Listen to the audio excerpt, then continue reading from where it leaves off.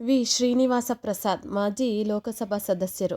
ನನ್ನ ವಿದ್ಯಾರ್ಥಿ ದಿಸೆಯಿಂದಲೂ ಕನ್ನಡ ಯೋಧ ನಾಗಲಿಂಗಸ್ವಾಮಿಯವರನ್ನು ದೂರದಿಂದಲೇ ಕಂಡಿದ್ದೇನೆ. ಆಗಿನ್ನೂ ನನಗೆ ಅವರ ನೇರ ಪರಿಚಯವಿರದಿದ್ದರೂ ಕನ್ನಡ ಪರವಾದ ಅವರ ನೂರಾರು ಕಾರ್ಯಕ್ರಮಗಳು ನನಗೆ ಸಂಪರಿಚಿತ.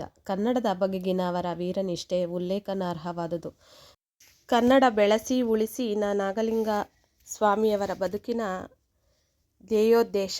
ಹಲವಾರು ದಶಕಗಳಿಂದ ನಾಗಲಿಂಗಸ್ವಾಮಿಯವರು ಅವಿರತವಾಗಿ ಕನ್ನಡ ಪರ ಚಳವಳಿಗಳನ್ನು ನಡೆಸಿಕೊಂಡು ಬಂದು ನಾಡು ನುಡಿಗೆ ಶ್ರೀಗಂಧದಂತೆ ತಮ್ಮನ್ನು ತೆಗೆದುಕೊಂಡು ಅನುಪಮ ಸೇವೆ ಸಲ್ಲಿಸುತ್ತಾ ಕೃತಾರ್ಥರಾಗಿದ್ದಾರೆ.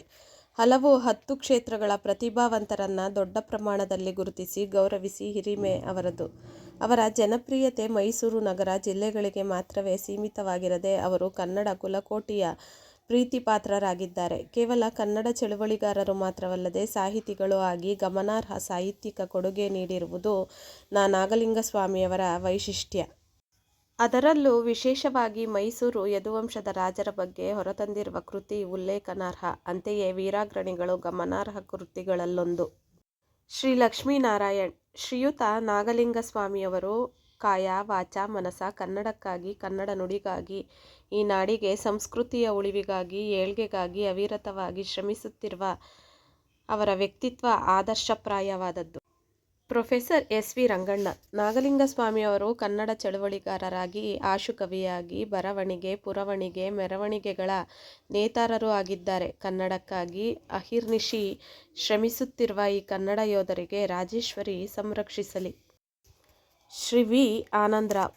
ಕನ್ನಡವೆಂದರೆ ಜನರಲ್ಲಿ ಹೆಚ್ಚಿನ ಆಸಕ್ತಿ ಇಲ್ಲದಿದ್ದಾಗ ಕನ್ನಡಕ್ಕೋಸ್ಕರ, ಕನ್ನಡಿಗರಿಗೋಸ್ಕರ, ಕರ್ನಾಟಕಕ್ಕೋಸ್ಕರ ಹೋರಾಟವನ್ನು ಪ್ರಾರಂಭಿಸಿ ಇನ್ನೂ ಆ ದಿಸೆಯಲ್ಲಿಯೇ ಹೋರಾಟವನ್ನು ನಡೆಸಿಕೊಂಡು ಬರುತ್ತಿರುವ ಹಲವೇ ವ್ಯಕ್ತಿಗಳಲ್ಲೊಬ್ಬರು ಶ್ರೀ ನಾಗಲಿಂಗಸ್ವಾಮಿಯವರು. ನನ್ನ ಸ್ನೇಹಿತರುಗಳಲ್ಲಿ ಅನೇಕರು ವಿವಿಧ ಕ್ಷೇತ್ರಗಳಲ್ಲಿ ಸೇವೆ ಸಲ್ಲಿಸಿ ಸಮಾಜದಲ್ಲಿ ಸ್ಥಾನಮಾನ ಗೌರವಗಳ ಜೊತೆಯಲ್ಲಿ ತಕ್ಕಮಟ್ಟಿಗೆ ಧನವಸ್ತ್ರ ಸಂಪಾದನೆ ಮಾಡಿರುವುದನ್ನು ನಾನು ನೋಡಿದ್ದೇನೆ.